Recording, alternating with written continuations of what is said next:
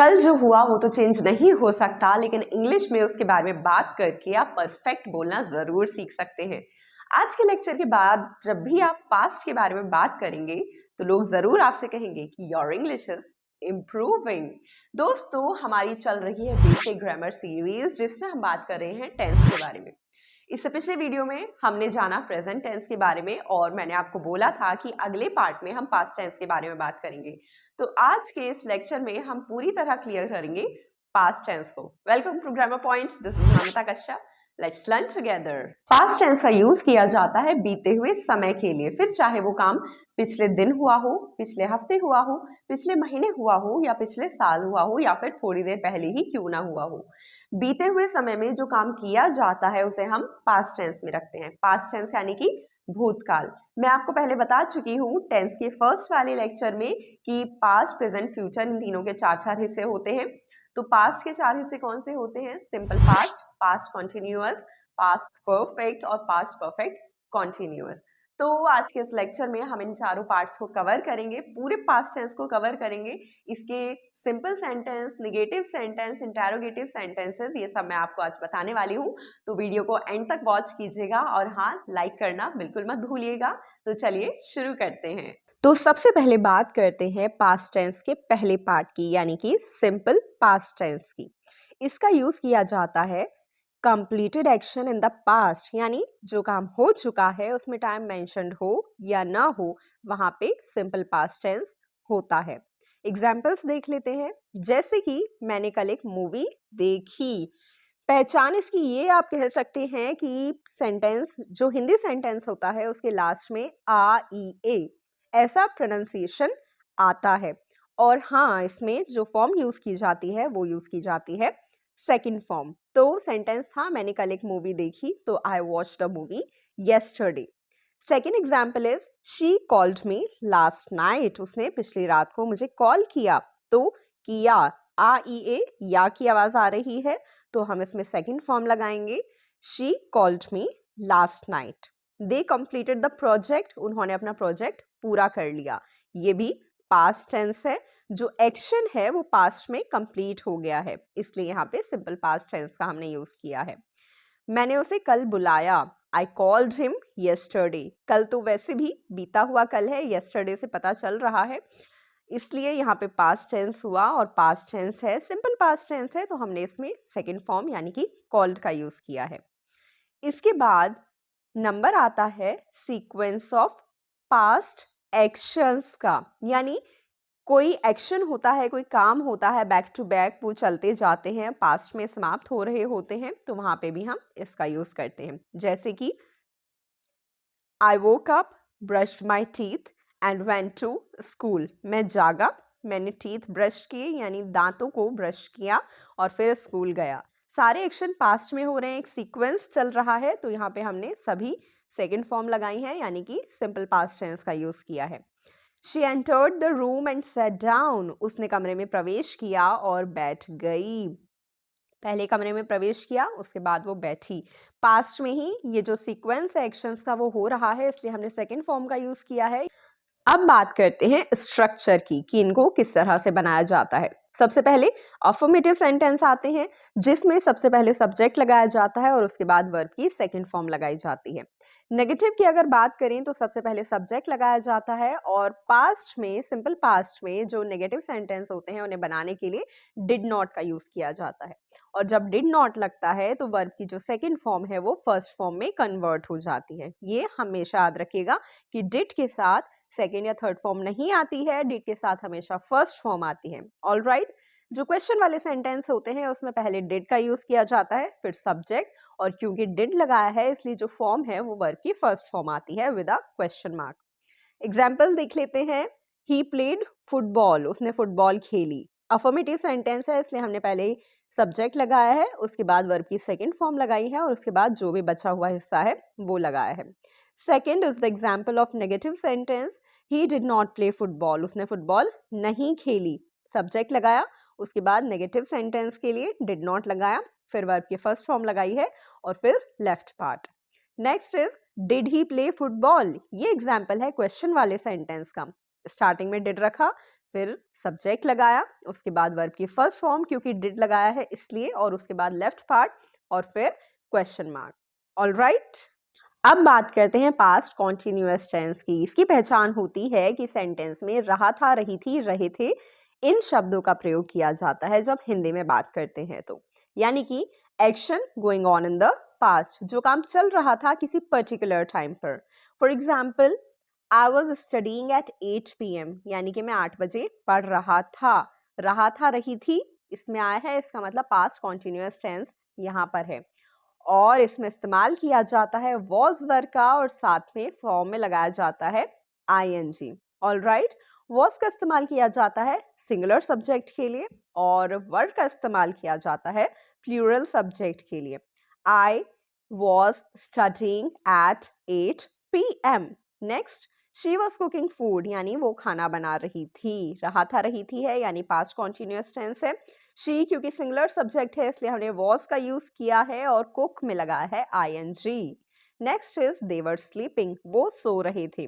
रहा था, रहे थे है इसलिए हमने ing का यूज किया है, साथ में लगाया है वर्ब क्योंकि जो सब्जेक्ट है वो प्लूरल है यानी कि they. Next is I was studying, मैं पढ़ रहा था। रहा था, रही थी है यानी पास्ट कॉन्टिन्यूअस टेंस है, और मैं के साथ हमने लगाया है was, साथ में स्टडी में ing। क्यों? क्योंकि पास्ट कॉन्टिन्यूअस टेंस है। पास्ट कंटिन्यूअस का यूज किया जाता है इंटरप्टेड एक्शन में भी, यानी जब एक काम चल रहा था और दूसरा बीच में हो गया तब भी हम पास्ट कंटिन्यूअस टेंस का इस्तेमाल करते हैं। इसमें जनरली 2 हिस्से होते हैं, तो रहा था, रही थी वाले हिस्से में हम लगाते हैं वॉज वर्ब के साथ ing, और जो दूसरा हिस्सा होता है उसमें हम लगाते हैं सेकेंड फॉर्म। ऑलराइट, जैसे कि I was watching TV when you called me, जब तुमने मुझे बुलाया तब मैं टीवी देख रहा था। तो आई वॉज वॉचिंग TV, मैं टीवी देख रहा था। रहा था, रही थी है इसलिए हमने वॉज लगाया और साथ में फॉर्म में लगाया ing। और जब तुमने मुझे बुलाया उसके लिए हमने लिखा है when you called me, यानी यू के साथ हमने लगाई सेकेंड फॉर्म। क्यों? क्योंकि पास्ट में एक एक्शन कंप्लीट हुआ है इसलिए। Next is she was sleeping when the alarm wrong, जब अलार्म बजा तब वो सो रही थी। तो वह सो रही थी इसके लिए हमने लगाया है शी वॉज स्लीपिंग, और जब अलार्म बजा इसमें हमने लगाया है when the alarm wrong. Alright, अब इसके स्ट्रक्चर की बात कर लेते हैं, तो बहुत ही सिंपल सा स्ट्रक्चर है इनका भी। जो अफर्मेटिव सेंटेंस है उसमें लगाया जाता है सबसे पहले सब्जेक्ट, फिर वॉज या वर, और फिर वर्ब की फर्स्ट फॉर्म के साथ ing। नेगेटिव सेंटेंस में भी इसी तरह का कुछ होता है, लेकिन इसमें बस नॉट लग जाता है। सबसे पहले सब्जेक्ट, फिर वॉज वर, और उसके बाद नॉट, फिर वर्ब की फर्स्ट फॉर्म में ing। जो क्वेश्चन वाले सेंटेंस होते हैं उसमें जो वॉज वर है वो स्टार्टिंग में आ जाता है, उसके बाद सब्जेक्ट लगाते हैं और फिर वही वर्ब की फर्स्ट फॉर्म में ing with a question mark. Examples देख लेते हैं। शी वॉज राइटिंग, वो लिख रही थी। अफर्मेटिव सेंटेंस का एग्जाम्पल है, सिंपल बनाया है एकदम। शी यानी सब्जेक्ट, फिर वॉज वर आ गया, वॉज हमने लगाया है क्योंकि शी सिंगुलर है, और फिर वर्ब की फर्स्ट फॉर्म में ing यानी राइट में ing का यूज किया है। Second example is she was not writing, वो नहीं लिख रही थी। तो वॉज वर्ब के बाद इसमें हमने नॉट लगाया है नेगेटिव सेंटेंस बनाने के लिए। Next is was she writing, क्या वो लिख रही थी? तो क्वेश्चन वाला सेंटेंस है इसलिए जो वॉज या वर है वो स्टार्टिंग में आ गया है, फिर सब्जेक्ट और फिर वर्ब के फर्स्ट फॉर्म में ing, और लास्ट में क्वेश्चन मार्क लगाना बिल्कुल मत भूलिएगा।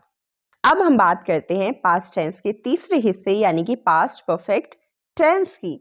इसका एक गोल्डन रूल यानी कि मोस्ट इंपॉर्टेंट रूल मैं आपको बता देती हूँ कि इसमें 2 काम हुए होते हैं पास्ट में, और जो काम पहले हुआ होता है उसमें पास्ट परफेक्ट लगाना होता है, यानी कि इसमें हैड का इस्तेमाल किया जाता है। तो जो काम पहले हुआ होता है उसमें हम हैड लगाते हैं, और हैड के साथ हमेशा थर्ड फॉर्म आती है, ये याद रखिएगा। और जो दूसरा हिस्सा होता है उसमें हम सेकेंड फॉर्म का इस्तेमाल करते हैं। तो जो अर्लियर पास्ट एक्शन होता है उसमें हम पास्ट परफेक्ट टेंस लगाते हैं, जैसे कि I had finished my homework before you came, तुम्हारे आने से पहले मैंने अपना जो होमवर्क था वो खत्म किया था या कर लिया था या मैं कर चुका था। तो होमवर्क जो है वो पहले फिनिश हुआ था इसलिए हम इसमें जो है पास्ट परफेक्ट का इस्तेमाल करेंगे, और दूसरे हिस्से में लगाएंगे हम second form. तो I had finished my homework before you came. Next example is she had left the office when I reached. जब मैं ऑफिस पहुंचा वो ऑफिस छोड़कर जा चुकी थी. तो मैं पहुंचा और उससे पहले ही वो जा चुकी थी, तो उसका जाना जो है वो पहले हुआ. तो इसमें हम पास्ट परफेक्ट का यानी हैड प्लस थर्ड फॉर्म का इस्तेमाल करेंगे. She had left the office when I reached. Next, train had departed before we arrived. हमारे पहुंचने से पहले जो ट्रेन थी वो जा चुकी थी. तो पहुंचने से पहले ही जा चुकी थी. जो काम पहले हुआ है वो है ट्रेन का जाना, तो इसमें हम had के साथ थर्ड फॉर्म लगाएंगे. Train had departed before we arrived. जो इसका हिंदी सेंस होता है वो होता है आ चुका था, कर लिया था.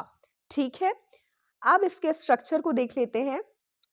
जो अफर्मेटिव सेंटेंस होते हैं उसमें सबसे पहले सब्जेक्ट लगता है, फिर हैड लगता है, फिर वर्ब की थर्ड फॉर्म लगती है. जो नेगेटिव सेंटेंस होते हैं उसमें पहले सब्जेक्ट लगता है और फिर हैड के साथ नॉट जुड़ जाता है और फिर वर्ब की थर्ड फॉर्म लगती है. क्वेश्चन वाले सेंटेंस में जो हेड है वो स्टार्टिंग में आ जाता है, फिर सब्जेक्ट लगाते हैं और उसके बाद वर्ब की थर्ड फॉर्म का इस्तेमाल करते हैं. फॉर एग्जाम्पल, वो खाना खा चुका था, ही हैड ईटन फूड. ही लगाया है यानी सब्जेक्ट लगाया है पहले. अफर्मेटिव सेंटेंस का एग्जाम्पल है तो हमने हैड लगाया है, साथ में थर्ड फॉर्म और फिर लेफ्ट पार्ट.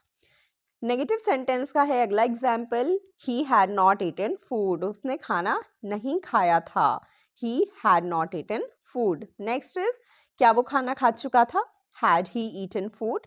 हैड जो है शुरू में आ गया है, फिर सब्जेक्ट आया है और उसके बाद आई है third form, then left part और उसके बाद क्वेश्चन मार्क, जो कि बहुत ज़रूरी है ये बताने के लिए कि क्वेश्चन पूछा गया है. ऑल राइट, अब बात करते हैं पास्ट टेंस के चौथे हिस्से यानी पास्ट परफेक्ट कॉन्टिन्यूअस टेंस की.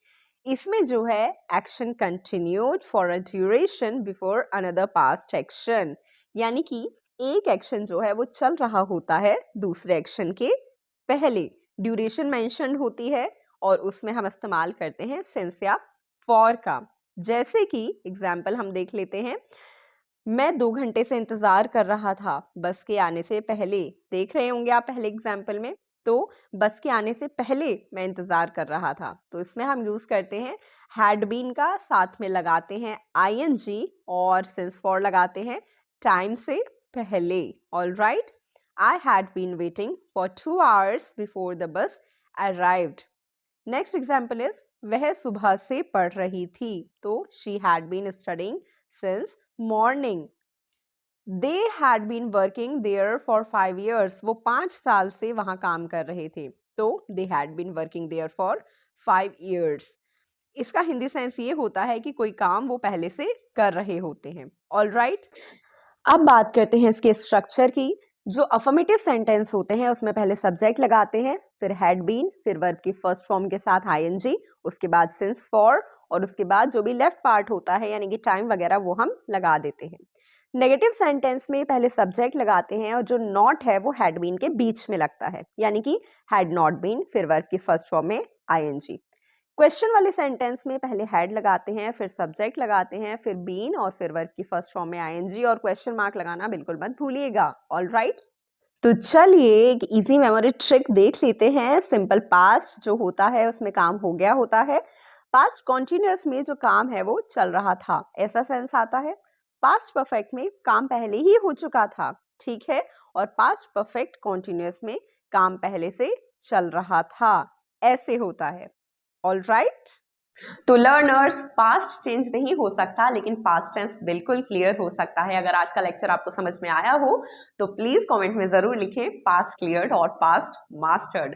अगले वीडियो में हम मिलेंगे फ्यूचर टेंस के साथ में. तब तक के लिए अपना ख्याल रखिएगा, सीखते रहिए, पढ़ते रहिए. Bye bye, sayonara, and do like, subscribe and share this video.